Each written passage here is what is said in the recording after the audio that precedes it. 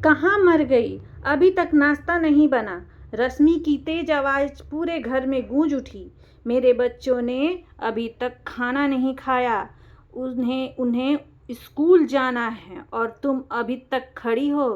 क्या देख रही हो? इतना कहते ही उसने अपनी नंद पूजा के साथ हाथ से पानी का गिलास छीनकर जमीन पर फेंक दिया। पूजा घबराकर तुरंत रसोई में भागी। उसकी आंखों में आंसू थे, लेकिन होठों पर एक भी शिकायत नहीं थी। माता पिता के गुजर जाने के बाद उसका इकलौता सहारा उसका बड़ा भाई अमित था। उसे लगता था कि भाभी उसे बेटी की तरह अपनाएगी, लेकिन शादी के कुछ ही महीनों बाद सब कुछ बदल गया। भाभी ने पूजा को घर की नौकरानी बना दिया। सुबह 4 बजे उठना, झाड़ू पोछा करना, बर्तन कपड़े धोना, बच्चों को तैयार करना, खाना बनाना, बाजार जाना, घर का ऐसा कोई काम नहीं था जो पूजा न करती हो। दूसरी तरफ रश्मि दिन भर मोबाइल चलाती, टीवी देखती और आराम करती, लेकिन जैसे ही अमित शाम को घर लौटता, रश्मि रोने का नाटक शुरू कर देती। तुम्हारी बहन कुछ काम नहीं करती, सारा दिन मुझे ही खटना पड़ता है। अमित अपनी पत्नी की बातों पर विश्वास कर लेता और बिना कुछ कहे पूजा को डांट देता। पूजा चाह कर भी सब सच नहीं बता पाती। क्योंकि उसे डर था कि कहीं उसके कारण भाई का घर न टूट जाए। दिन बीतते गए और अत्याचार बढ़ता गया। पूजा बीमार होती, तब भी उसे आराम नहीं मिलता। तेज बुखार में भी वह रसोई में खड़ी रहती। कई बार उसके हाथ जल जाते, कई बार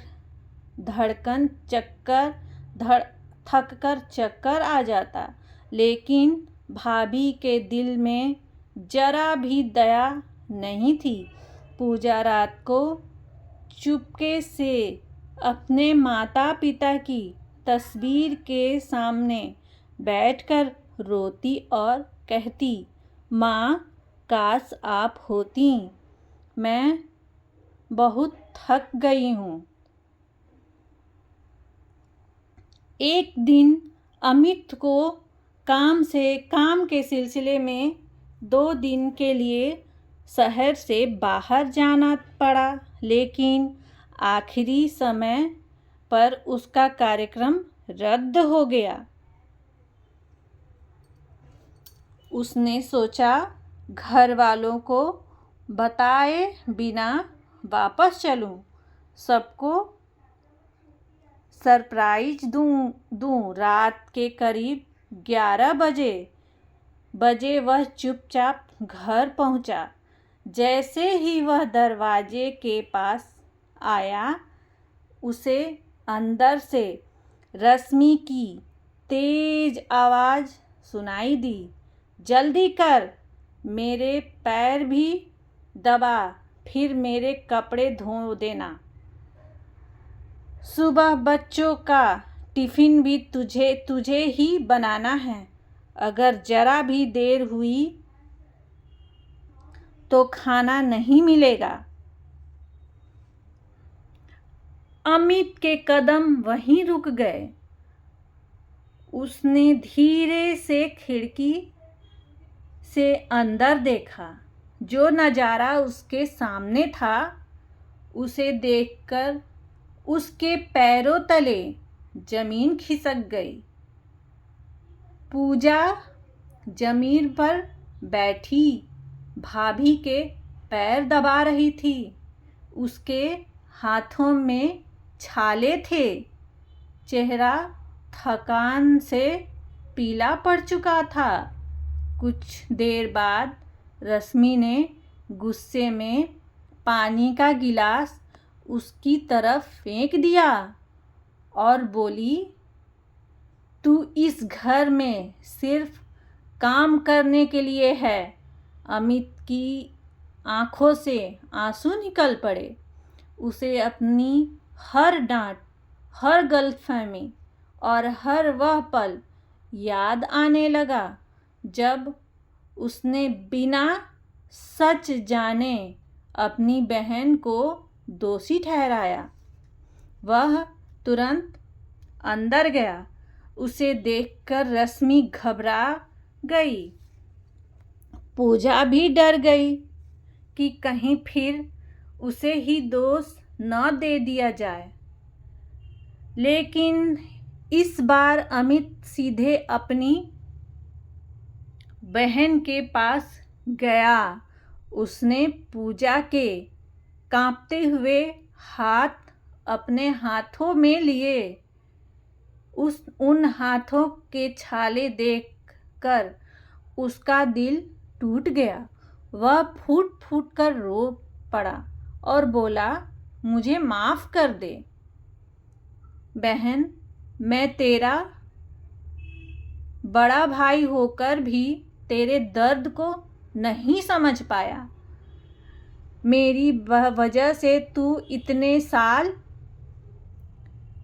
तक ये सब सहा। पूजा भी अपने भाई के गले लगकर जोर जोर से रोने लगी। दोनों भाई बहन की आंखों से बहते आंसू देखकर पूरा घर सन्न रह गया। अमित गुस्से में रश्मि की तरफ बढ़ा और बोला, आज के बाद इस घर में तुम्हारी कोई जगह नहीं है। मैं तुम्हें अभी इसी वक्त घर से बाहर निकाल दूंगा। रश्मि डर के मारे रोने लगी। तभी पूजा ने अपने भाई का हाथ पकड़ लिया। नहीं भैया, इसमें उसने आंसू पोंछते हुए कहा, भाभी मेरे साथ गलत किया, लेकिन ये हमारे घर की इज्जत है। इन्हें घर से मत निकालो। अगर आप आज ये चली गई तो लोग उंगली आप पर ही उठाएंगे। मैं नहीं चाहती मेरे कारण आपका घर टूटे। पूजा की बात सुनकर अमित की आंखें फिर भर आईं। उसे अपनी बहन के बड़े दिल पर गर्व हुआ। रश्मि पहली बार अपने किए पर शर्मिंदा हुई। वह पूजा के पैरों में गिर गई और रोते हुए बोली, मुझे माफ़ कर दो। मैंने तुम्हें बहन नहीं, नौकरानी समझा। तुमने मेरे बुरे व्यवहार का जवाब भी अच्छाई से दिया। पूजा ने उसे उठाया और गले लगा लिया। उस दिन के बाद रश्मि पूरी तरह बदल गई। अब वह पूजा से काम नहीं कराती थी, बल्कि उसे अपनी छोटी बहन की तरह प्यार करती थी। अमित ने भी अपनी बहन से वादा किया कि वह कभी किसी की बात पर आंख बंद कर के विश्वास नहीं करेगा। सीख, रिश्ते विश्वास और सम्मान से चलते हैं।